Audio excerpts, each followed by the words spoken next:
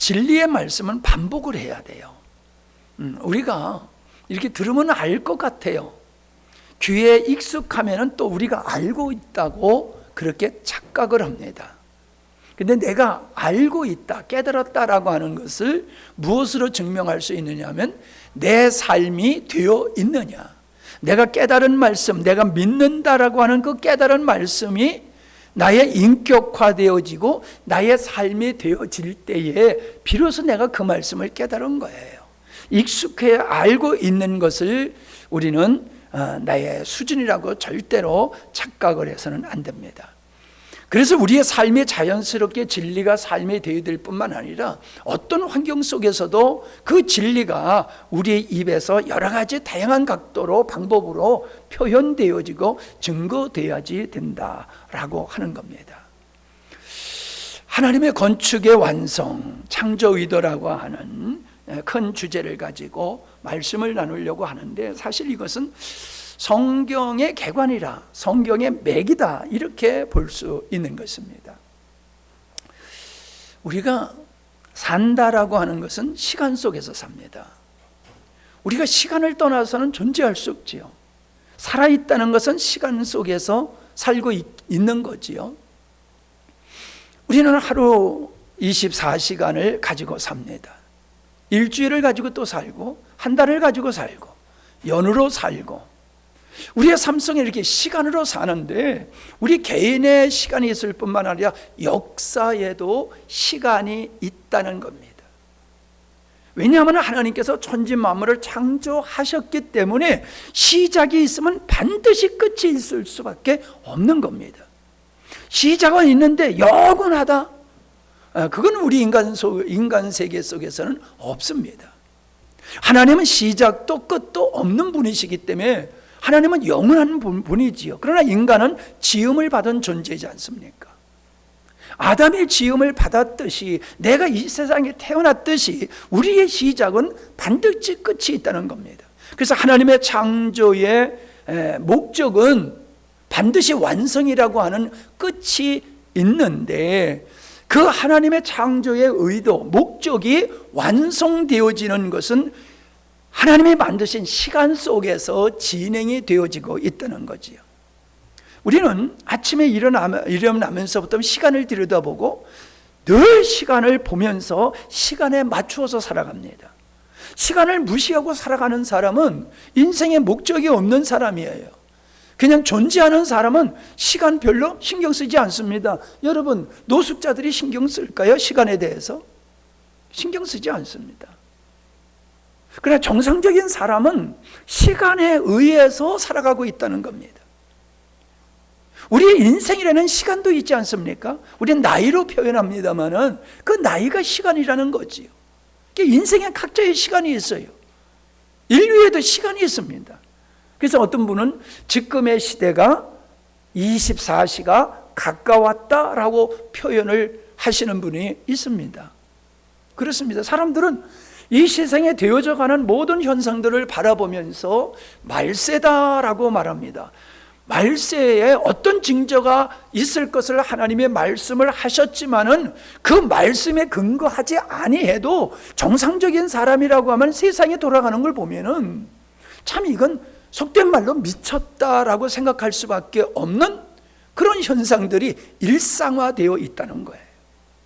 정상적인 사람이 도리어 이상한 취급을 받는 시대를 우리가 지금 들어가고 있지 않습니까? 그 시대로 우리가 들어가고 있다는 거죠. 예. 어찌 보면 이제 앞으로는 정상적인 사람이 미칠 것 같은 그런 시대가 올 것 같아요. 그런데 우리는 이 세상이 정상적이지 못한 것을 보면 탄식을 하지만은, 한편으로는 저도 탄식을 합니다만 한편으로는 제가 고개를 끄덕끄덕합니다. 맞아. 그렇게 가는 게 맞아. 인간이 모두 다 미쳐 돌아가는 게 맞아라는 생각을 갖는 이유가 어디 있느냐면은 성경이 그렇게 말하고 있기 때문에 그렇게 생각을 하는 겁니다. 여러분, 사람들은 우리가 많은 것은 귀하다고 생각하고 옳다고 생각을 하지요. 그래서 많은 사람이 지지하면 그게 옳다고 생각을 합니다. 근데 그렇지 않습니다. 많은 것이 옳지도 않고 많은 것이 꼭 좋은 것도 아니지요. 도리어 작은 것이 더 소중한 것을 우리는 살아가면서 보고 느끼지 않습니까? 예. 우리는 성경을 어떻게 보느냐가 중요하지 얼마나 보느냐가 중요한 게 아니에요. 저는 우리 성도님들이 열심히 성경 보기 운동이 일어나서 열심히 성경 보는 걸 굉장히 제가 고마워하고 감사합니다만은 또 염려가 생겨요. 왜 염려가 생기냐면은 어느 각도에서 어느 관점에서 성경을 보느냐라고 하는 겁니다. 우리가 성경을 보면 볼수록 성경이 보여져야 돼요. 글을 읽는 게 아닙니다. 역사책을 읽는 것 같은 그런 게 아닙니다. 이건 진리에 관한 말씀이기 때문에 성경을 읽을 때에 진리가 보여져야지, 진리가 보여지지 아니하고 그냥 기록만 본다라고 하면, 말씀만 본다라고 하면은 그 시간 낭비예요. 우리는 말씀을 읽을 때에 바르게 읽는 게 또 중요하지요. 왜 이단절이 나옵니까? 이단자들은 성경을 잘못된 각도에서 보기 때문에 이단이 생기는 거거든요. 그래서 우리는 성경을 많이 보는 것보다도 중요한 게 성경을 바로 보는 게 중요한데, 뭐 바로 본다고 하는 게 뭐 마음만 바로 보려고 해서 바로 보는 게 아니잖아요. 바로 볼 수 있는 근거가 뭐냐? 그게 바로 하나님이 천지 만물을 왜 창조하시고 창조의 목적을 이루기 위해서 하나님이 하신 일들이 무엇이며 그 완성이 어떻게 이루어지는가라고 하는 것을 시간으로 볼 수 있어야 돼. 로빈 형제님 지난번 여행하면서 얘기하는데 색깔이 숫자로 보인다고 그러더라고요. 예. 우리는 그게 이 세월이 시간으로 보여야 돼요. 시간으로. 그래서 지금 우리가 살고 있는 이 시대가 성경에 근거해서 봤더니 이게 몇 시쯤 됐다라고 하는 게 우리가 느껴져야지 거기에 맞춰서 우리가 살아갈 수가 있는 거예요. 여러분, 봄에 씨를 뿌리고 모를 심고 하는 것과 같이 아침에 시작하고 저녁 때가 되면 마무리하지 않습니까? 똑같습니다. 우리 인생에도 시간이 있잖아요. 유아기가 있고 청소년기가 청년, 청자년, 노년기가 있어서 거기에 맞춰서 우리가 살아가야지 되잖아요. 똑같습니다. 우리의 인생이 되는 것이 내 시간이 있듯이 우리는 하나님의 시간 속에서 내 시간이 있는 거예요. 하나님의 시간을 알고 거기에 맞춰서 우리의 시간을 안배해서 우리가 살아가는 것이 이게 후회 없는 인생이 될 수 있는 것이고, 그런 자세가 바른 인생관이다라고 말씀드릴 수가 있어요. 사람은 어떤 가치관이 있지 않습니까? 그 가치관이, 인생관이 성경적인 인생관을 가지게 되어지면은 내가 가지고 있는 인생관을 살아가게 되어 있는 거예요. 아무런 인생관이 없어. 그냥 사람은 살다 죽으면 그만이야 라는 인생관을 가지고 살면요, 고상한 삶, 성숙한 의미 있는 삶을 살아낼 수가 없는 겁니다. 그래도 우리 과거의 어른들은 좀 그런 부분이 나름대로 좀 정립이 되어 있는데 요즘 현대인들은 그게 자꾸 무너지는 것 같아요.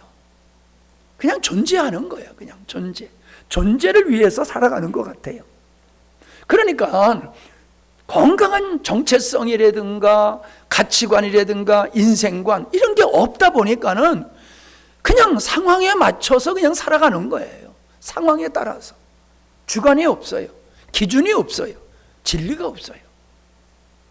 근데 이게 뭐 속된 말로 배우지 못한 사람에게서만 나타나는 현상이 아니라 최고의 지식인들도 그렇게 살고 있는 겁니다. 여러분, 우리 정치인들 말하는 걸 보세요. 이랬다 저랬다 막 그러잖아요. 왜 그래요? 그분들은 진리가 없기 때문에 그냥 임기응변으로 그냥 자기 어떤 상황을 그냥 돌파하고 모면하기 위해서, 어떤 걸 얻기 위해서 별수단 방법을 다 사용하고 있으면서도 전혀 마음의 가책을 안 받고 있지 않습니까? 하나님이 없어서 그런 거예요. 하나님이 없어서. 자, 그런 측면에서 우리 그리스도인들의 삶도 제가 가만히 관찰해 보면요, 좀 안타깝지만은 차이는 있지만 상당히 우리도 모순된 삶을 살고 있다는 거예요. 하나님을 믿는다고 그러는데 하나님이 누군지를 몰라요. 하나님의 인격과 성품을 모르고 하나님께서 왜 천지 만물을 창조하시고 하나님이 왜 우리를 구원하셨는지를 몰라요. 안다라고 하는 것이 인간 위주로 하나님을 생각하는 거예요. 인간 위주로. 그러니까 인간이 하나님을 알 수 없듯이 인간 스스로 자기 머리로 하나님을 이해하려고 하다 보니까는 자기 머릿속에 갇힌 하나님이 되어버리고 마는 거지. 성경을 통해서 우리에게 말씀해 주신 그 하나님을 인격적으로 아는 게 아니라 우리 주일날도 말씀드렸지만 우리 정서에 근거해서 하나님은 이럴 분이야, 이런 분일 것이야 라고 하는 그릇된 바탕 속에서 살아가고 있는 거죠. 그렇기 때문에 성경은 하나의 그냥 액세서리고 삶의 기준은 세상에서 형성된 가치관, 정서를 따라서 살고 있는 경우가 많아요. 그러니까 불교에서 지옥을 얘기하고 있지 않습니까? 뭐 그것도 이제 정통 불교는 아니지만은 불교에서 그 지옥을 얘기하는 것을 기독교화 시켜버린 거지요. 그래서 여러분 불교에서 그 지옥을 그려놓은 그림들을 보세요. 얼마나 끔찍하고 뭐 무시무시하게 그려놨는지 몰라요. 근데 그걸 저는 부정하고 싶지는 않지만 또 그걸 온전히 인정하고 싶지도 않아요. 왜냐하면 천국이 공간적인 개념이 있는 것도 틀림없지만은 보다 더 근본적인 천국과 지옥은 시공간에 예속된 게 아니에요. 그걸 초월한 거예요. 우리가 부활한다고 그러지 않습니까? 부활한다라고 하면은 여러분 우리와 똑같은 몸으로 부활하는 거 아니잖아요. 간단히 얘기하면 우리의 부활의 몸은 예수님과 같은 몸이에요. 예수님이 부활하신 몸. 예수님의 부활하신 몸은 시공간을 초월하셨잖아요. 분명히 상처를 가지고 계셨음에도 불구하고 그분이 또 우리와 똑같이 잡수시기도 하셨음에도 불구하고 시공간을 초월해서 왕래하셨던 모습을 우리가 볼 수 있잖아요. 그건 우리가 그 시대에 우리가 부활해야지만 이해할 수 있는 것이지 지금의 우리의 인간의 상식으로서는 이해할 수가 없는 겁니다. 우리는 하나님을 바로 알아야지 바른 신앙을 할 수가 있는 거예요. 그리고 바른 가치관과 바른 정서를 가지고 살 수 있게 되는 것이다. 그걸 우리는 성경에서 하나님이 우리에게 말씀해 주고 있는데 그런 진리가 성경 66권 안에 녹아 있어요. 녹아 있어요. 그러니까 녹아 있는 걸 우리는 찾아내야지 돼요. 성경을 연구한다라고 하는 것은 역사적인 어떤 걸 연구하는 것도 소중하지만은 성경을 연구를 하고 성경을 깊이 보는 초점은 어디 있느냐 하면은 하나님은 어떠한 분이신가? 하나님은 어떤 목적을 가지고 지금도 일하고 계시고 왜 예수님을 보내시고 왜 우리를 소위 구원하셨느냐라고 하는 것, 그리고 완성의 모습은 어떠냐라고 하는 것을 우리가 명확하게 알게 되어지면은 내가 어느 시점에 있고 어떻게 살아야 되느냐, 무엇에 우리가 전념해야 되느냐라고 하는 걸 알게 되어지지. 제가 전번에도 얘기했지만은 핸드폰이 이제 못 쓰게 돼버렸잖아요. 그러니까 핸드폰에 저장된 모든 게 다 날아가 버렸는데 제일 속상한 게 비밀번호예요. 비밀번호. 뭐 이것도 가입하면 비밀번호, 저것도 가입하면 비밀번호. 그래가지고 하도 헷갈려가지고 핸드폰에다 비밀번호 창을 만들어가지고 거기다 다 해놨는데 이게 뿅 날아가 버리니까 뭐 하려면 다시 깔아야 되는데 이게 뭐 비밀번호 다시 이제 설정을 해야 되는데 왜 그렇게 나한테는 그게 부담스러운지 몰라요. 되게 힘들어요. 난 요즘 고생 많이 하고 있어요. 그런데 거기는 참 소중한 자료들이 많이 있는데 그 중에 소중한 게 사진이에요. 사진. 네, 소중한 사진이 거기 많이 있어요. 근데 마음속에요, 내가 그 사진을 다시 볼 수 없는 그 추억의 소중한 사진이 그 속에 있는데 근데 그게요, 마음에 그전 같으면 막 속상하고 막 그럴 텐데 전혀 그렇질 않아요. 왜냐하면은 언젠가 내가 이 세상에 떠난다라고 하면은 내가 핸드폰 두고 갈 거란 말이에요. 요즘 사람들이 일하면서 핸드폰, 잠잘 때도 핸드폰 그런다고 그러는데 죽을 때는 두고 가잖아요. 여러분, 내가 죽을 때에 내가 지금까지 살아오면서 찍어놨던 모든 거, 소중하게 여겼던 거, 그거 소중한 게 하나도 있겠습니까? 다 쓸모없는 거예요. 그렇게 생각하니까 뭐 있으면 좋고 없어도 살 수 있는 거더라고요. 있어도 좋고 없으면도 살 수 있는 거예요. 거기다가 내가 비중을 두고 속상하고 막 마음 아파하고 짜증내고 그럴 필요가 없더라고요. 어차피 다 두고 가는 거, 내가 일찍 좀 두고 가네, 뭐 그렇게 마음 먹으니까 얼마나 편안한지 몰라요. 저 같은 실수는 없기 바랍니다. 그렇다 할지라도. 자, 그래서 뭐 이 시간에 이 거창한 말씀을 다 나눌 수 없지만은, 제가 이런 말씀을 반복해서 하는 이유는 이제 이 말씀을 아주 익숙하게 많이 들으신 분도 있지만은 그렇지 못한 분들을 위해서 또 이렇게 반복해서 하는 거니까, 처음 듣는 분은 열심히 들으시고 또 많이 들으신 분은 익숙한 거로 머물지 마시고 이걸 가지고 내가 다른 사람을 양육할 수 있을 정도로 여러분의 실력을 향상시킬 수 있기를 바랍니다. 자, 인쇄물을 보시기 바랍니다. 에베소서 1장 3절, 찬송하리로다. 여러분, 이 찬송이라고 하는 거는 예배 시간에 찬송 시간이 됐으니까 찬송하는 것이 돼서는 안 돼요. 아까도 우리 집사님이 이제 그 음악에 나오니까 찬송을 따라 하듯이 찬송은 그냥 우러나야 되는 거예요. 내 마음속에서 그 하나님의 은혜에 대한 영적인 기쁨에 의해서 찬송이 그냥 흘러 넘쳐 나오는 것이 돼야지, 의식 순서의 한 순서로서 찬양을 하는 것은 별 의미가 없어요. 여러분, 우리가 하나님 나라에 가서 영원히 살 것인데 그 영원한 하나님 나라에서 하나님을 경배하며 사는 게 전부래요. 뭐 가보면 또 있을지 모르겠지만은 어떻든 시간에 성경에서는 그 하나님을 경배하는 것으로 나타나 있어요. 근데 내가 가만히 생각하니까 좀 지루할 것 같아. 그래도 우리가요, 주일날 드리고 수요일날 드리고 이렇게 좀 띄엄띄엄 드리니까 그렇지, 매일 저녁마다 나와서 예배 드린다고 그러면 예배가 좀 부담스러울 것 같아. 계속 찬양만 한다고 하더라도 찬양이 좀 나중에는 좀 부담스러울 것 같아요. 제가 그런 생각을 해봤어요. 천국에 가서 하나님을 영원토록 찬양한다. 야, 그것도 몇 년이면 모르지만 영원토록 하나님을 찬양한다. 야, 이건 좀 너무한 거 아니야? 여러분, 그런 생각 안 드세요? 난 들어요. 그런데요, 우리가 기뻐하는 것은 색이 바라요.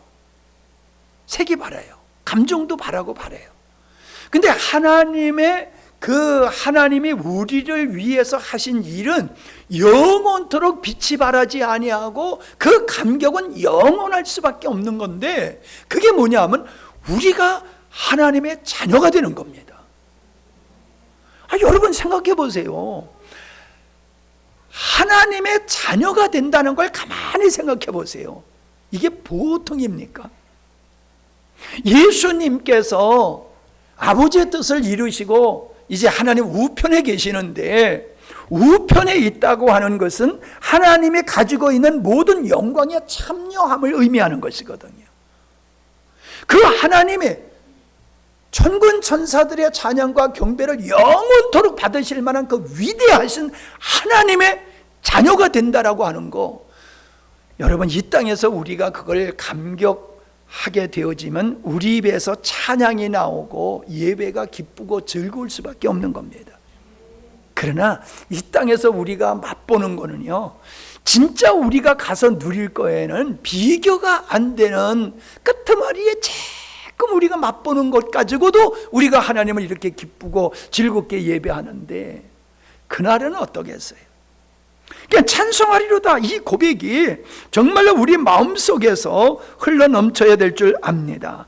그 다음에 하시는 말씀이 뭐예요? 하나님 곧 우리 주 예수 그리스도의 아버지께서 그리스도 안에서 하늘에 속한, 땅에 속한 게 아니에요. 하늘에 속한 모든 신령한 것, 썩어져 갈 것이 아니에요. 빛바라는 것이 아니에요. 신령한 복을 우리에게 주식으로 계획하셨다. 언제? 창세전에 계획을 하셨다. 그 창세전에 계획하신 것을 예수 그리스도로 말미암아 이루셨다라고 말씀을 하고 있는 겁니다. 자, 창세전에 그리스도 안에서 우리를 택하사 우리가 예수님을 믿는 것은 택함을 받았기 때문입니다. 왜 이렇게 예수 믿는 사람이 적어? 예수 믿는 사람이 적은 거 보니까 좀 여기는 진짜가 좀 없나 봐. 믿지 않는 숫자가 훨씬 많으니까 믿지 않는 그들의 주장이 더 옳다고 생각하시는 분이 있을 수 있어요. 근데 여러분, 저 세상에 좋은 것은 희귀합니다. 많지를 않아요. 아니, 여러분 서울대학 가고 싶다고 누가 다 들어가고 삼성 들어가고 싶다고 다 들어갈 수 있는 건 아니잖아요. 거기에 들어가려고 하면은 특별한 실력 있는 사람만 들어가잖아요. 하물며 우리가 피조물인 인간이 하나님의 자녀가 되어서 그 영광의 자리에 우리가 초대받고 들어간다라고 하는 것은 이게 아무나 갈 수 있는 게 아니지요. 소수일 수밖에 없잖아요. 얼마나 소수냐? 여러분 도전받으셔야 됩니다. 얼마나 소수냐 하면은 노아가 구원받을 때에 구원받은 사람이 몇 사람? 8명밖에 없었어요. 그때 당시에 사람이 얼마나 많았는지는 모르지만은 분명한 것은 그 많은 사람들 중에 8명밖에 구원받지 못했다라고 하면서 주님은 뭔 말씀하셨어요? 인자가 올 때에 믿음을 보겠느냐라고 말씀을 하셨어요. 그러니까 믿음이라는 형식은 가지고 있지만 하나님이 원하시는 믿음을 가진 자들은 많지 않다, 그 말씀을 하고 있는 거거든. 여러분, 정말로 우리가 이런 구원의 은혜 자리에 있다라고 하면요, 우리 입에서 하나님을 찬양하고 기뻐하고 즐거워함이 끝이지 않아야 될 줄로 믿습니다. 세상의 어떤 것보다도 내가 하나님을 찬양하며 경배하는 것이 가장 행복하다고 느껴진다라고 하면 아마 그 사람은 하나님의 원하는 믿음의 자리에 이르는 사람일 거예요. 근데 하나님 믿는 것도 좋지만 난 세상의 부귀 영화도 나도 그거 놓을 수 없어 하는 사람은 하나님이 원하시는 믿음은 아닐 가능성이 저는 크다. 전 그렇게 생각을 합니다. 여기 우리로 사랑 안에서 그 앞에 거룩하고 흠이 없게 하시라고. 여러분, 우리 거룩하고 흠이 없는 존재가 되려고 애를 쓰잖아요. 아멘? 애를 쓰잖아요. 하나님의 은혜로 되는 거지만 우리가 애를 쓰잖아요. 우리 안에서 거룩하고 의롭지 못한 것들이 우리 안에서 솟아오를 때에 우리는 얼마나 고통을 느끼고 힘들어합니까? 이건 하나님의 자녀의 모습이 아니라고 하는 그런 토양 속에서 우리는 그거와 싸우느라고 우리는 매일매일 싸우고 있지 않습니까? 여러분, 예수 믿으면서 죄송합니다. 이게 벌써 더워지네. 예수 믿으면서 이 거룩한 싸움이, 거룩한 분쟁이 우리 안에 없다라고 하면 그 사람은 죽은 사람이에요. 영적으로 살아있는 사람은요, 영적으로 살아있는 사람은 싸울 수밖에 없어요. 우리 안에 영원한 죄성과 우리는 싸울 수밖에 없습니다. 자, 그러면서 5절에 그 기쁘신 뜻대로 우리를 예정하사, 아까 선택이라는 말씀을 하셨는데 이제는 예정하사 예수 그리스도로 말미암아 자기의 뭐가 되기 위해서 아들들이 되게 하셨으니, 이게 영광이에요. 그래서 하나님을 아바 아버지라 부르는 것은 영광이라고 말씀하고 있지 않습니까?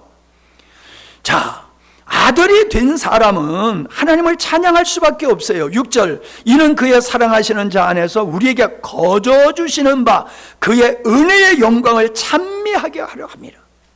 하나님은 우리로 하여금 그냥 강제로 입을 벌려가지고 하나님을 찬양하게 하시는 것이 아니라 하나님의 측량할 수 없는 은혜를 우리에게 깨닫게 하심으로 말미암아 그걸 깨달은 아들들이 되어서 스스로 자발적으로 하나님을 예배케 찬미케 하는 것이 하나님의 계획이다라고 말씀을 하고 있습니다.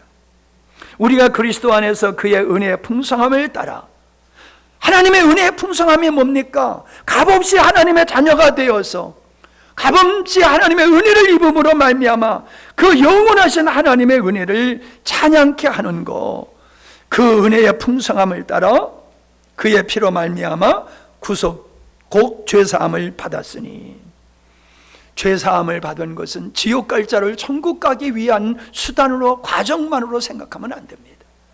우리 기독교가 수준 낮은 자리에 있을 수밖에 없는 것이, 예수 믿고 구원받았다고 하면은 지옥 갈 자가 천국 가는 걸 구원이라고 생각합니다. 맞습니다. 구원이라고 하는 건 지옥 갈 자가 천국으로 가는 건데, 요한일서에서는 뭐라고 말씀하고 있습니까? 흑암, 어둠에 있던 자가 빛으로 가는 것이, 그게 구원이다, 그게 영생이다라고 말씀하고 있습니다.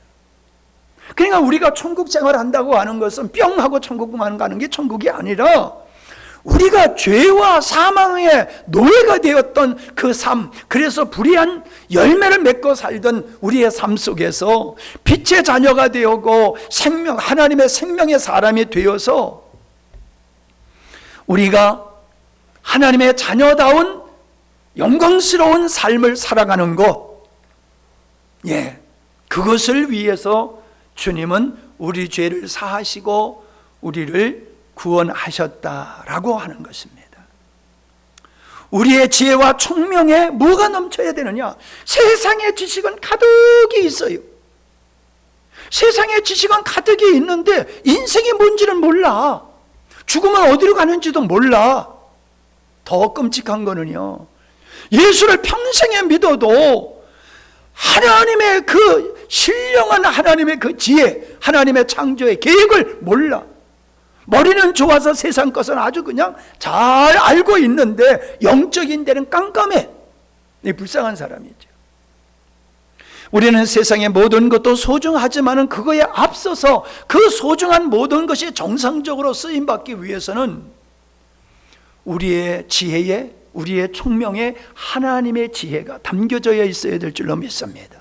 하나님의 지혜, 하나님의 창조의 의도, 하나님의 그것을 이루어 가시는 것에 대한 그 지식이 우리 안에 충만해야 된다라고 하는 겁니다. 그런데 이 하나님의 놀라운 지혜는 하나님께서 점진적으로 우리에게 계시하여 알려주고 계시다라고 하는 거예요. 이제 그게 바로 뭐냐 하면은 오늘 제목에 나온 건축이에요. 하나님께서 건축을 통해서 우리에게 이 비밀을 보여주시고 계시는 겁니다. 그래서 아까 얘기했듯이 그냥 성경만 읽으면 안 된다 하는 얘기가 그런 것이거든요. 자, 에베소서 3장 2절에 보면은 하나님은 당신의 비밀한 계획을 경륜, 계획에 의해서 차근차근 이루어 가시는데, 성경에 녹아 있기 때문에 믿음의 눈으로 바라보면은 그게 보인다는 거예요. 우리 육신의 눈으로 보면 안 보여요. 그냥 역사의 기록으로만 보이지 그 속에 하나님의 지혜가 안 보인단 말이에요. 근데 우리는 그거를 보기 위해서 하나님 앞에 지혜를 구하고 계시의 영을 사모해야 된다라고 하는 것이죠.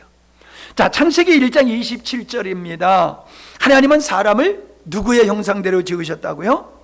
하나님의 형상대로 지음을 받았다. 형상이라고 하는 것은 실체가 있지 않습니까? 우리가 이제 예술가들이 우리 교회에 많이 이제 생기니까 우리 수준이 예술가 수준으로 자꾸 바뀌어지는 것 같아요. 어떤 생각을 예술로 표현하는 거란 말이에요. 그림으로 표현하고 형상으로 표현하고 그러는 거란 말이에요.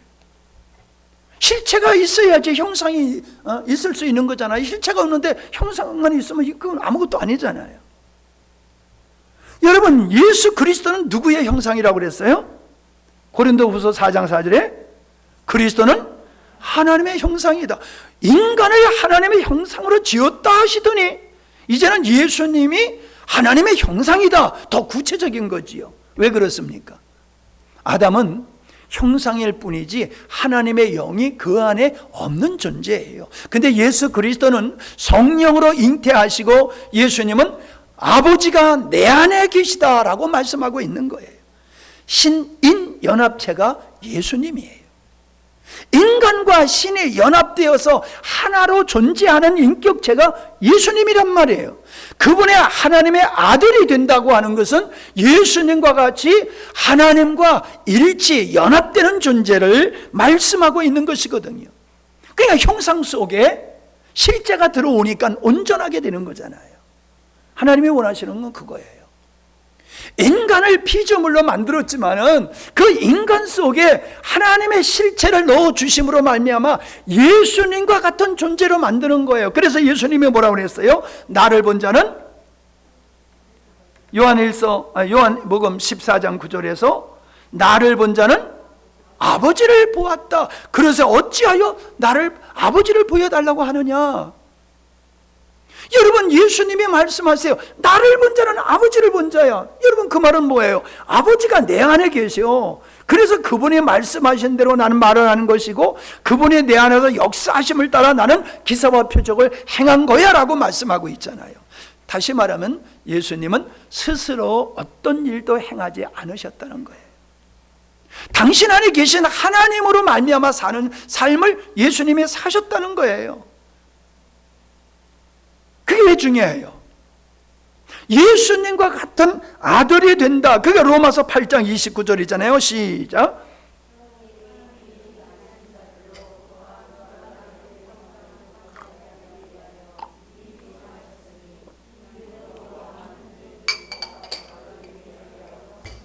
예, 예수님이 맏아들이고 우리는 그의 뒤따르는 동생들이다 라고 말씀하고 있는 거예요.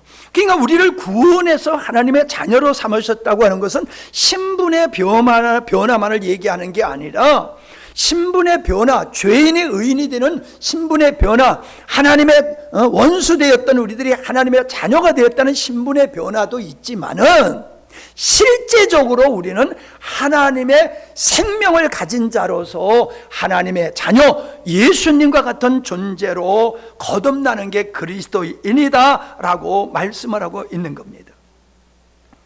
그래서 족장시대 아브라함, 이삭, 야곱, 요셉 이런 그 족장시대에는 하나님의 영이 구약에도 전체가 그렇습니다만은 하나님의 당신의 어떤 목적을 어떤 것을 알리기 위해서 어떤 특별한 사람들에게 나타나셨던 거예요. 그게 선지자들이지요. 선지자들에게 하나님은 당신의 뜻을 말씀해 주셨어요.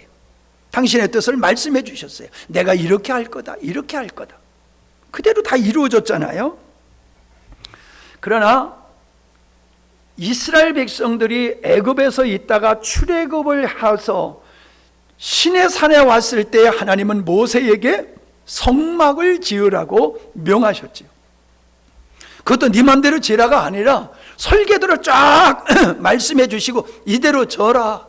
그리고 그렇게 졌더니 그 성막 가운데 하나님이 좌정을 하시는 거예요. 거기 임재를 하셔서 당신의 백성들과 함께하는 새로운 역사가 일어나는 거지요. 그래서 그들은 선민이 될 수밖에 없는 거예요. 하나님이 그들 속에 함께 하시기 때문에. 그러나 이건 성막이기 때문에 이동을 하는 것이었는데 이제 다윗과 솔로몬의 시대에 와서 움직이지 않는 성막이 성전이지요. 성전을 지시고 하나님은 그 가운데 구름기둥으로 불기둥으로 임하셨던 그 하나님이 이제 솔로몬 성전 안에 거하셨다라고 하는 겁니다. 자, 그런데 예수님께서 두 번째 표지를 보시면은 거기 이제 2장 19절을 먼저 보십시다. 2장 19절을 보면은 시작. 예수께서 대답하여 가라사대 너희가 이 성전을 헐라 내가 사흘 동안에 일으키리라. 예, 지금 이들이 가지고 있는 성전은 헤롯이 다시금 건축한 성전이에요. 솔로몬 성전은 이제 바벨론에서 무너지고 또 돌아와서 성전을 졌던 것도 무너지고 다 무너졌는데 지금 다시금 건축되어 있는 그 성전을 바라보면서 이거 허물어버려. 왜요? 여러분, 이 중요한 거잖아요. 이스라엘 백성들은 성전 중심, 예배 제사 중심으로 사는데 성전을 허물어버리라고 하는 것은 이제 더 이상 예배가 없다는 얘기와도 같은 거예요.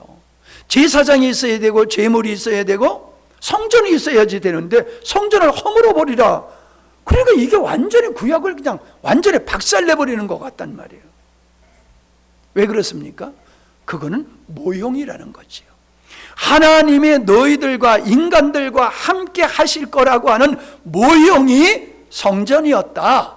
그런데 내가 이 땅에 옴으로 말미암아, 내가 십자가를 지고 부활함으로 말미암아 이제 모형이었던 이것은 없어져 버리고 실제가 이루어질 거다. 할렐루야.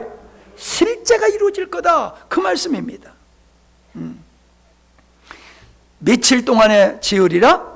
4월 동안에 내가 다시금 새롭게 하리라. 그건 뭐예요? 예수님의 부활을 통해서 내가 사람의 손으로 짓지 않는 성전을, 영원한 성전을 내가 지을 거다라고 말씀하고 있는 거예요. 이 손으로 짓지 않은 영원한 성전이 뭐예요? 하나님의 창세전에 의도하신 그 성전이에요. 우리는 그 성전을 볼 줄 알아야 돼요. 그 성전을. 자, 그래서 이 요한복음 1장 14절에 예수님을 보고 이렇게 말하고 있죠. 말씀이 육신이 되어 우리 가운데 거하심에 우리가 그 영광을 보니 아버지의 독생자의 영광이요 은혜와 진리가 충만하더라. 사람들이 예수님을 보고 한 얘기예요. 예수님을 보았는데 예수님의 모습 속에서는 인간의 모습이 아니라 하나님의 모습이 보였다는, 하나님의 모습이, 쉽게 얘기하면 그게 하나님의 모습이 어떻게 예수님에게서 보일 수 있었느냐? 여기 말씀이 육신이 되어 우리 가운데 거하시매라고 하는 이 거하다는 말이 스케노라고 하는 말인데 장막을 치다 거하다는 의미의 말씀이에요. 그러니까 무슨 뜻입니까? 구약의 하나님은 성막을 짓고 그 가운데 장막 속에 거하셨던 그건 모형이야. 말씀이 육신이 되셔서 오신 이 예수님은 하나님이 우리 가운데 거하시고자 하시는 그 전초전이다라고 하는 걸 보여주시는 거예요. 하나님의 실제로 육신을 가지고 그 백성들 가운데 거하시는 것 같이 하나님은 이제 영으로 믿는 자들 가운데 거하시게 될 거다, 그 말씀을 하고 있는 것이거든요. 그렇게 하나님의 영이 거하심으로 말미암아 건축되어지는 그 성막이 바로 성도들, 교회를 의미하고 있는 것이다. 자, 고린도전서 12장 6절 16절 시작.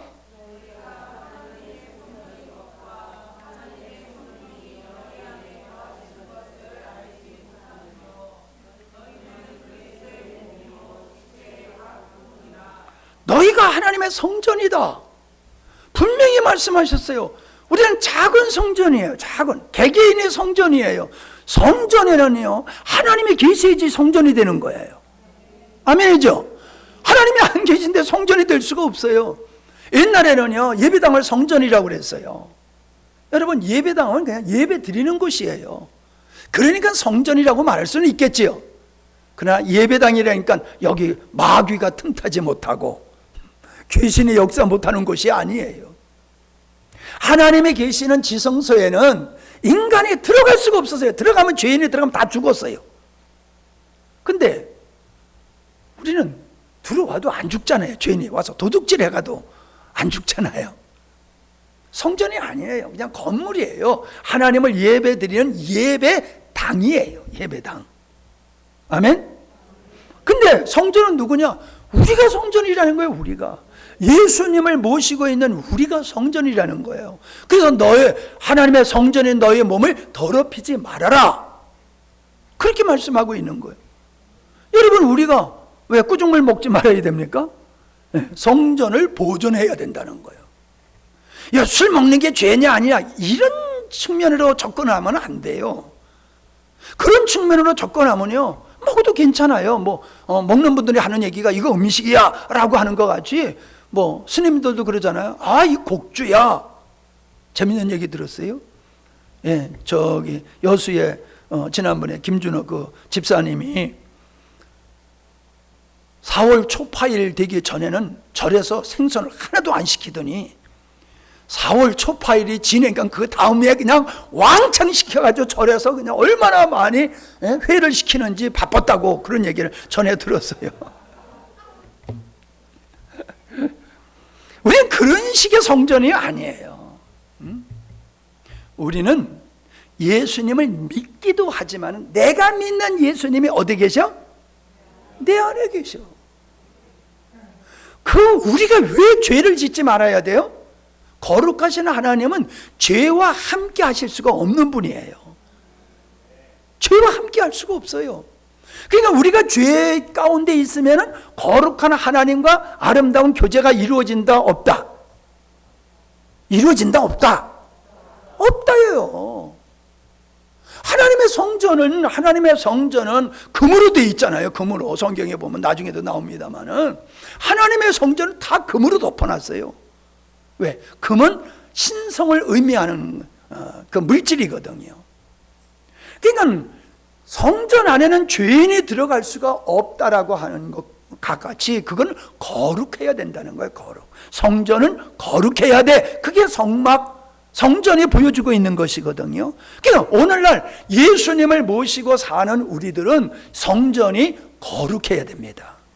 그냥 운동 좀 하셔서 뱃살 좀 들어가게 하고 약 안 먹어도 될 정도로 우리 건강하게 우리 몸을 지켜야 됩니다.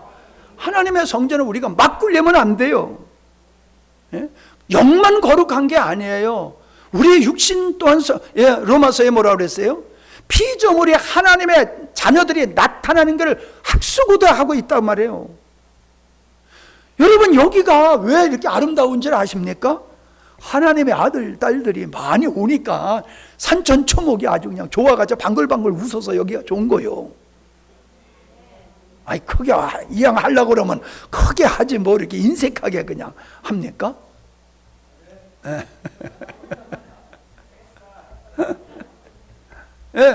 그래요. 그러니까 우리가 생활만 거룩한 게 아니라 우리의 몸을 정결하게 하는 거, 거룩하게 하는 거. 그래서 창기와 함께 하지 말아라. 그건 성전을 더럽히는 거다. 우리 몸을 죄의 도구로 사용하지 말라는 얘기예요.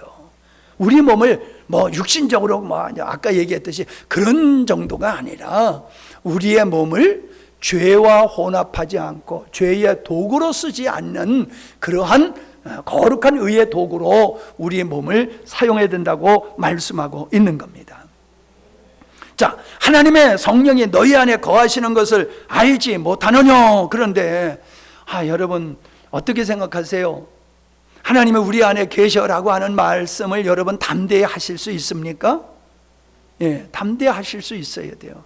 하나님은 저 멀리 하늘 꼭대기 어디에 계시는 하나님이라고 믿는 사람은 유치원 신앙이에요.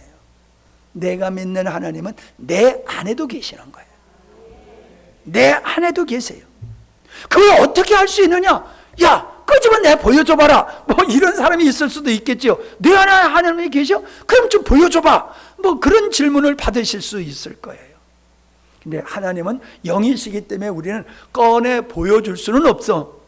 그런데 바람이 지나가면은 보이지 않지만 남은 가지가 흔들리듯이 우리 안에 그분이 계시기 때문에 넌 내 앞에서 싸가지 없이 굴어도 내가 옛날 같아봐라. 너 내 앞에서 죽었어.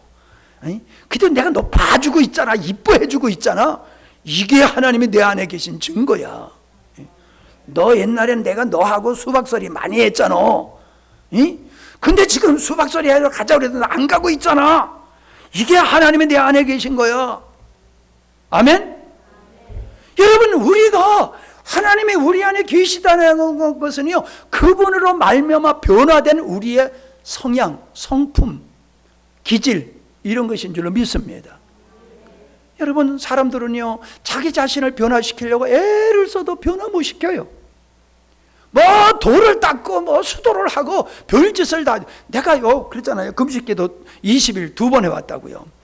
20일 금식기도 하니까요 뭐가 된 것 같아. 좀 신령한 것 같아요. 나한테 신령해졌어. 그런 느낌이 들어요. 근데요 죽 한 거 딱 먹고 났더니 원점으로 뿅 들어와. 주간금 먹고 났더니 원점으로 쏙 들어와요. 옛날에 그 막 혈기방장하고 뭐 이렇고 저렇고 했던 것들이 그대로 살아나요. 그거 인간이 노력해서 득도를 해가지고 수도를 해서 그거 정복할 수 있는 게 아니에요. 하나님의 은혜로 정복되어야 될 줄로 믿습니다. 묶임을 받은 거예요. 그래서 우리는 성령으로 충만해야 할 수밖에 없다라고 하는 겁니다. 우린 자신 있게 많은 사람들한테 주님, 내가 믿는 하나님은 내 안에 계시고 우리 가정에 계시고 우리 교회에 계시다. 할렐루야. 여러분, 교회가 커서 큰 교회가 아니에요. 누가 와서 보면은 여기는 하나님이 계시네. 누가 어느 집에 가서 보면 이 집은 참 하나님이 계시네. 그런 느낌을 줘야 될 줄로 믿습니다. 일부러 주려고 그래서가 아니에요. 그냥 자연스럽게 그렇게 돼야 되는 것이죠. 세상 사람들이요, 교회를 비난하는 거는요, 실망해서 그러는 거예요. 실망. 자기들에겐 선한 것이 없어, 기대할 것이 없어. 그런데 교회만큼은 우리 같지 않았으면 좋겠어. 그들이 많은 것 같이 교회는 좀 거룩했으면 좋겠어. 그들이 말하는 것 같이 하나님의 자녀다운 모습을 보여줬으면 좋겠어라는 기대가 그들에게 있어요. 우리에게. 근데 교회가 그 기대를 무너뜨리는 거예요. 실망시키는 거예요. 그러니까 기대하다가 이제 그냥 십자포화를 쏟아붓는 거예요. 예수 믿는 것들이, 교회라고 하는 것들이 이렇게 비난할 수 있는 것은 그들이 실망하고 실망해서 하는 거라고 난 그렇게 생각을 해요. 나보고 예수 믿는 사람이라고 비난하는 사람 아직까지 못 봤어. 할렐루야 할 만한데요. 어떻게 꼭 남해가 너 하면은 그냥 가만히 뭐 그러는데, 여러분, 다른 사람은 욕을 해. 응? 예수 믿는 어떤 말. 근데 목사님은 보면 교회 나가야 되겠네요. 이렇게 돼야 돼요. 우리 회사야, 그 아무개야, 그 사람 교회는 열심히 나가는데 아니대. 근데 당신은 진짜 예수 믿는 사람 같구만. 이게 진짜예요. 응? 이게 알곡이에요. 하나님이 원하는 사람은 그런 사람들이에요. 정상적인 믿음 사람은 그런 사람들이에요. 세상 것에 탐하고 근심 걱정에 빠지고 허황된 것을 똑같이 안 믿는 사람들하고 쫓아가고, 그러면 그들이 우리 볼 때 다른 건 없어요. 주일날 교회 나가는 거 그것밖에 다른 게 없어요. 그러니 그들이 감동받고 예수님 믿겠어요? 여러분, 꼭 그런 건 아니지만 우리 가족이 예수를 안 믿으면 누구 책임이야? 확실하게 얘기해요. 누구 책임이에요? 내 책임이에요. 물론 그분에게 이유가 있고 시기적인 시간이 아직 도래하지 않아서 그런 부분도 있어요. 그러나 가장 큰 것은 내가 예수님을 보여주지 못하기 때문에 그런 거예요. 감동을 주지 못하기 때문에. 세상의 가족은 다 알잖아요. 다 알잖아요. 속속들이. 그러면 예수 믿고 변화된 건 다른 사람은 몰라도 가족은 알잖아요. 같이 살고 있는 그 사람은 알잖아요. 그러면 내가 예수 믿고 변화되면 그 사람들의 감동을 받을 수밖에 없는 거예요. 근데 왜 감동을 못 받아요? 우리가 정상적인 믿음의 생활을 못하기 때문에 그런 것이거든요. 27절, 너희는 그리스도의 몸이요 지체의 각 부분이라. 이건 조금 큰 확대한 단체적인 면을 얘기하는 거예요. 앞에서의 얘기는 개인을 얘기한 거라고 하면은 27절에서는 예수 믿는 이 그룹을 얘기하는 거예요. 소위 말해서 교회지요. 교회. 몸에는 여러 가지 지체가 있듯이 교회는 여러 다양한 사람들에 의해서 주님의 몸을 이루는 것이다. 그러니까 여러분 보세요. 교회에서 보면요, 어떤 분은 입의 역할을 잘해. 그렇죠? 말은 잘해네. 그 사람 말을 잘하는 은사를 하나님이 주신 거예요. 딴 건 못해도 요 말하는 말을 끝내주게 해. 왜? 가르치는 은사가 있다는 거예요. 가르치는 은사. 예? 아멘? 어떤 사람은 다른 말도 못하는데 섬기는 걸 잘해요. 섬기는 거. 예? 그 사람은 하나님 그 섬김을 통해서 교회를 교회되게 하는 거예요. 어떤 사람은 눈의 역할을 해요. 착 보면 알아. 예. 뭐가 잘못됐는지 뭘 해야 되는지 그냥 척 보면 알아. 어떤 사람은 귀가 밝고 진리의 귀가 밝고 그래가지고 말이요, 목사님의 말 안 하는 것까지 다 알아들어. 그런 사람 없나? 있잖아, 우리 양동철 집사님. 저 양반은 입은 없어. 뭐지? 그지? 입은 없어. 내가 보니까 입은 별로야. 근데 귀가 탁월해. 가만히 앉아서 들으면 다 알아. 하나님은 우리 각자를 한 몸과 같이 여러 기능을 하도록 우리를 쓰시는 거예요. 그러니까 나와 같지 않다고 저 사람 필요 없어 그러면 안 돼요. 하나님은 그를 어떤 면으로 쓰시는 거예요. 여러분, 우리가 밥을 먹다가 혀를 깨물잖아요. 그러면 입 다 뽑아버려요? 혀 깨물었다고 입 뽑아버리지 않잖아요. 가끔 실수해서 깨물어버려도 그거 고장나면 가서 고치느라고 그냥 얼마나 애를 씁니까? 우리가 연약한 지체들이기 때문에 실수가 있고 넘어짐이 있고 잘못됨이 있어요. 그거 정죄하지 마시기 바랍니다. 우리는 건축 중에 있는 존재이기 때문에 완벽한 존재는 아니에요. 그리고 그의 몫을 하나님께서 그에게 기대하고 계시니까 우리는 기다려야 될 줄로 믿습니다. 자, 결론 부분입니다. 계시록 21장 1절입니다. 시작. 또 내가 새 하늘과 새 땅을 보니 처음 하늘과 처음 땅이 없어졌고 바다도 다시 있지 않더라. 자, 이거예요. 하나님의 목적이 이루어진 그 세계를 새 하늘 새 땅이라 이렇게 말하고 있어요. 그 목적을 이루기 위해서 하나님은 천지 만물을 창조했는데 목적이 이루어지니까, 창조의 의도가 이루어지니까 처음 하늘과 처음 땅은 온데간데 없어졌더라. 그 새 하늘과 새 땅에 어떤 성이 있느냐? 거룩한 성이 있더라. 그 거룩한 성은 새 예루살렘이라고 말한다. 새 예루살렘, 옛 예루살렘은 뭐예요? 성전이 있고 그 성전을 중심으로 성곽이 있어가지고 그 성전을 보호하는 하나님의 임재가 있는 이 성전을 성이 둘러싸고 있어요. 그게 옛 예루살렘이에요. 그래서 옛 예루살렘은 하나님의 성전의 의미를 가지고 있는 거예요. 하나님의 임재를 의미하고 있는 거예요. 그런데 새 예루살렘이래. 그건 다른 차원이란 말이죠. 하나님의 임재가 있는 게 어디예요? 믿는 사람, 믿는 우리에게 그분이 계시잖아요. 우리가 새 하늘과 새 땅의 주인공이 되는 거예요. 그래서 보세요. 2절. 또 내가 봄에 거룩한 성 새 예루살렘의 하늘로부터 하늘에서 내려오니 그 예비한 것이 신부가 남편을 위하여 단장한 것 같더라. 자, 새 예루살렘이 하늘에서 내려오는데 바라보니까는 성은 성인데, 새 예루살렘 성인데 그게 사람이 아니야. 아니야, 성이 아니야. 성으로 표현했을 뿐이지 성이 아니고 실체는 어린 양의 신부인 교회더라는 거예요.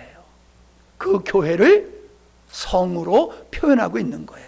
성에 하나님의 임재가 있듯이 예수 그리스도를 믿는 성도들의 마음속에 주님이 계시는데 그 주님을 모시고 있는 그들을 성의 일부분으로 얘기하고 있는데 그 성은 곧 예수 그리스도의 신부더라. 그렇게 말씀하고 있어요. 그러니까 아담은 예수 그리스도, 하와는 신부, 교회를 의미하고 있는 것이 여기서 딱 들어맞는 거잖아요. 자, 그 다음에 이제 재밌는 말씀이 뭐예요? 3절. 내가 들으니 보좌에서 큰 음성이 나서 가로되 하나님의 장막이 사람들과 함께 있음에 하나님의 저희와 함께 거하시리니 저희는 하나님의 백성이 되고 하나님이 친히 저희와 함께 계셔서. 자, 여기에 함께, 하나님의 인간들과 함께 한다는 말씀이 계속 있지요. 하나님이 최초의 인간들과 함께 했던 것이 성막이란 말이에요. 장막이란 말이에요. 거기에 하나님은 인간들과 함께 하셨어. 그래서 그들은 하나님의 백성이 되셨어. 그리고 하나님은 그 백성들과 친히 함께 하셨던 것이 광야교회의 모습인데, 이 광야교회의 모습이 천상에서 실체가 완성된 모습을 사도 요한이 보고 있는 겁니다. 천상에서 완성된 하나님의 장막은 어떤 장막이냐? 거기에 하나님의 영원히 거하시는 모습으로 우리에게 보여주고 있고, 그 하나님은 그 백성들의 하나님이 되고, 그 하나님은 그 백성들의 신랑이 되어주시는 모습을 보여주고 있고, 7절에는 그 하나님의 자녀로, 아들로 표현하고 있음을 보게 되어집니다. 자, 7절에 뭐랬습니까? 이기는 자는 이것들을 유업으로 얻으리라. 나는 저의 하나님이 되고 그는 내 아들이 되리라. 할렐루야. 여러분, 우리 이걸 바라보고 사는 거예요. 하나님은 나의 영원한 하나님이 되시며 나는 그분의 영원한 아들이 되어지고, 나는 그분의 영원한 신부가 되어지고, 나는 그분의 영원한 백성의 자리에 이르는 것이 하나님의 최종적인 목적이다. 그것을 하나님의 창조의 완성이 그렇게 끝나는 것을 우리에게 보여주고 있어요. 여러분, 우리 이 바탕 위에 인생관을 가지고 있어야 돼요. 이 시간을 바라보면서 오늘을 살아야 돼요. 그냥 살아있으니까 사는 게 아니에요. 우리는 이 시간 속에 살아야 된단 말이에요. 그래서 요한계시록 21장 22절에 보니까 성 안에 성전이 없어. 성 안에 성전이 없어. 왜 성전이 없느냐 하면은 전능하신 어린 양이 성전이시기 때문에, 그분이 그 성 안에 계시기 때문에 그 성이 성전이야. 우리가 말하는 성전이 더 필요 없어. 여러분, 예수님께서 예배는 어디서 드려야 됩니까? 라고 질문 받았을 때에 예루살렘에서도 말하라. 예배하는 장소가 이제 필요가 없다. 예배하는 사람은 성령 안에서 드리면 된다. 여러분, 예수님이 우리 안에 있으면 성전의 개념이 없어요. 이거 없어도 얼마든지 예배 드릴 수가 있어요. 뭐 마지막 시대에 예배 드리기 못하게 예배당 다 불태우면 뭐 상관이 있어요? 예배당 불태우면 불태우라고 그럴 거예요. 마당에 앉아서 예배 드리면 되는 거죠. 골방에 앉아서 내가 예배 드리면 되는 거죠. 세상적인 개념은 예배당 없으면 신앙이 끝날 것 같지만, 바른 신앙을 가진 사람은 예배당 없어도 얼마든지 예배하고 신앙생활 할 수 있음을 믿습니다. 여러분, 예배 못 드리게 해요? 여러분, 초대교회를 보세요. 예배 드리면 다 잡아다 죽이고, 예배 드리면 그렇게 하니까는 땅굴 속에 들어가서 살면서 예배 드렸잖아요. 그걸 어떻게 말립니까? 내가 혼자서 주님을 찬양하고 경배하는데 그걸 어떻게 말립니까? 못 말려요. 우리는 영원토록 그분을 예배할 수밖에 없다. 23절 보니까는 그 성은 해와 달의 비침이 쓸데없다. 왜? 하나님의 영광이, 하나님 어린 양의 영광이 등불이 되어 있기 때문에 이 땅에 해와 달의 빛이 필요 없다. 세상에 어떤 것이 필요 없는 거예요. 그분으로 우린 족하는 줄로 믿습니다. 자, 짧은 시간에 그래도 시간이 많이 갔네요. 예, 재밌죠? 나는 해도 재밌어. 예, 맨날 이것만 하라고 그랬으면 좋겠어. 왜냐하면 이게 진리이기 때문에 너무너무 좋고요. 여러분, 이걸 아는 사람은 세상에 감당할 수 없는 사람이 되는 거예요. 구약의 성도들만 그런 게 아니에요. 마지막 시대도 이걸 알고 이 시간표대로 살아가는 사람은 세상이 감당 못합니다. 우리가 그 사람이 되기를 바랍니다. 기도합니다. 하나님 아버지, 감사합니다. 우리를 예정하시고 선택하셔서 이 놀라운 비밀을 듣게 하시고 깨닫게 해주시고 믿음되게 해주시니 감사합니다.